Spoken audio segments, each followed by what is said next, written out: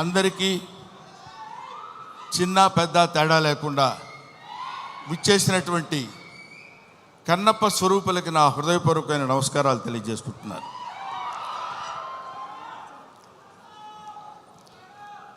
వీడికి ఏం పోయే కాలం ప్యాంట్ షర్ట్ వేసుకొని రావచ్చు కదా అనుకోవచ్చు అందరూ. కొంతమందికి ఆ ఐడియా ఉండుంటుంది. కానీ ఈరోజు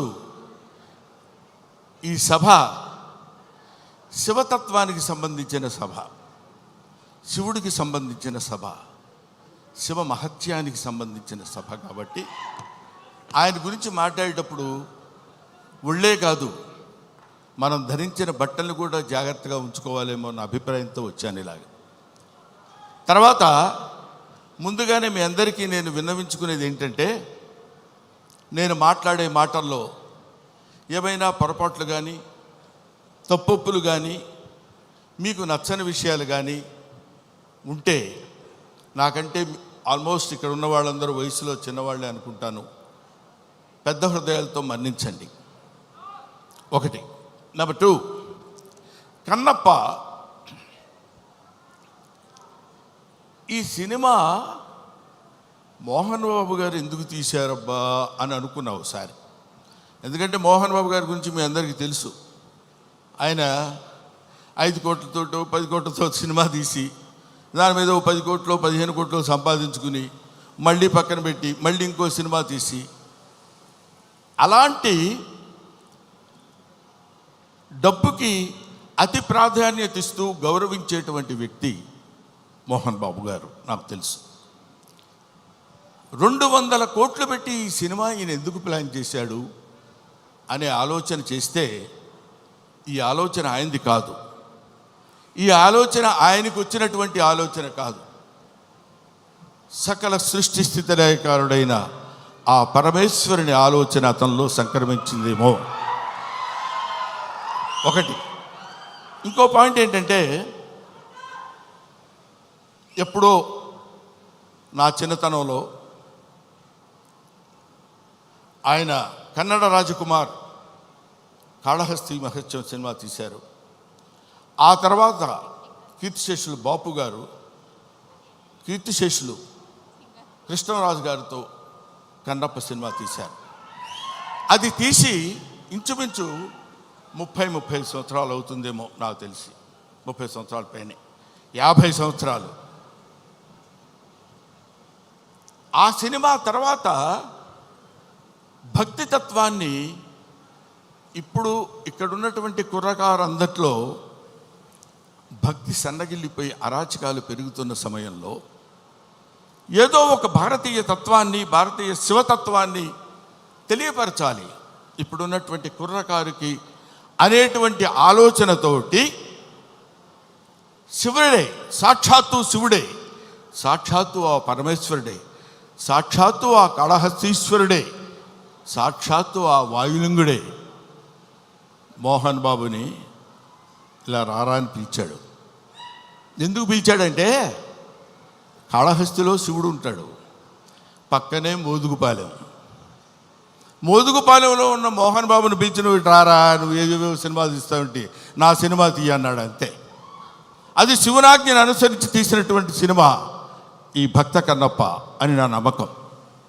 లేకపోతే ఇంత డబ్బు పెట్టి నేను సినిమా తీసి ఇంత టెన్షన్ పడి ఇన్ని రకాలైనటువంటి విమర్శల్ని ఎదుర్కొంటూ నిలబడి సినిమాని రిలీజ్ చేసి శివతత్వాన్ని యావత్ ప్రపంచానికి తెలియపరచాలనేటువంటి ఆలోచన అతను కలగటం ఆయన చేసుకున్న పూర్వజన్మ సుకృతం.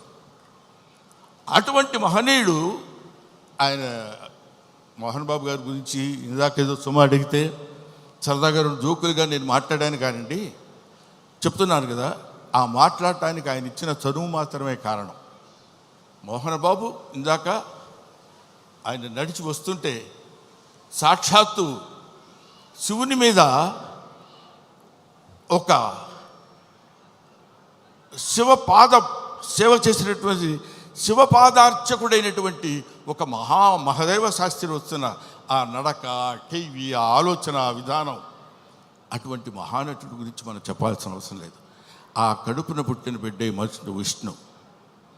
అతన్ని కన్నప్పగా ఎన్నుకుని వీళ్ళందరూ చాలామంది ఏమనుకుంటారంటే, మనం ఈ సినిమాలో యాక్ట్ చేసాం, శరత్ బాబు గారు, మోహన్ లాల్ గారు, లేకపోతే ఇంకొక అక్షయ్ కుమార్ గారు, ముఖేష్ గారు, వీళ్ళందరూ సినిమాల్లో యాక్ట్ చేశారని అనుకున్నారు. కానీ వీళ్ళందరూ యాక్ట్ చేయబడ్డారు. శివుని యొక్క ఆజ్ఞ చేత వీళ్ళందరూ ఈ సినిమాలో నటించాల్సిన, ఎందుకంటే ఎన్నో సినిమాలు చేసిన వాళ్ళు ఉన్నారు. మోహన్ బాబు గారు కూడా ఎన్నో సినిమాల్లో చేశారు. ఎన్నో సినిమాల్లో చేసి డబ్బు సంపాదించారు.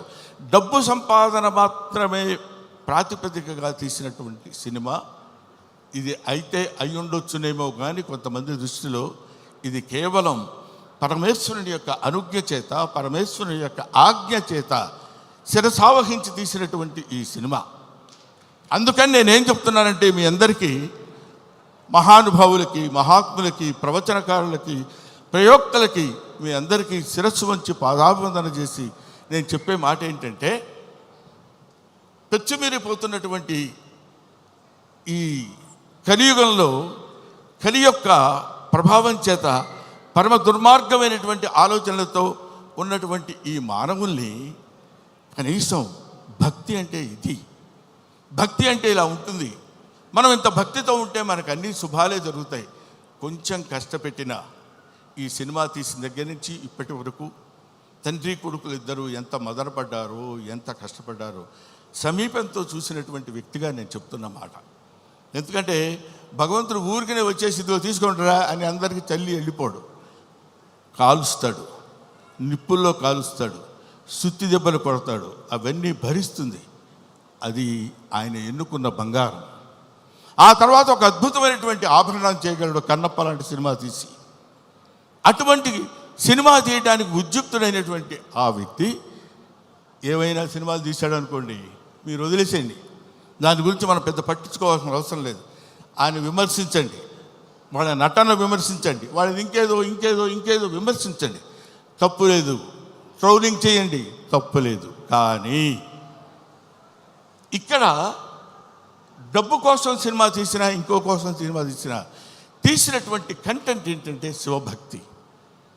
30-40 సంవత్సరాల తర్వాత, 50 సంవత్సరాల తర్వాత ఇప్పుడున్నటువంటి కుర్రకారుకి శివతత్వాన్ని, భక్తితత్వాన్ని, దైవత్వాన్ని తెలియపరచడం కోసం తీసిన ఈ సినిమాని మీ అందరికీ చేతులెత్తి శిరసావహించి మీరు నమస్కరించి, వినమ్రతతో నమస్కరించి చెప్పేది ఏంటంటే, ఈ సినిమాని ఆదరించండి, అభిమానించండి, అల్లరి మాత్రం చేయకండి. ఎందుకంటే శివుడు ప్రతి ఇంటా చేరాలి, ప్రతి గుండెలో చేరాలి, ప్రతి మనస్సుకి చేరాలి. అటువంటి చేరాల్సినటువంటి కొంచెం వాటర్ ఇస్తారండి. 1 సెకండ్.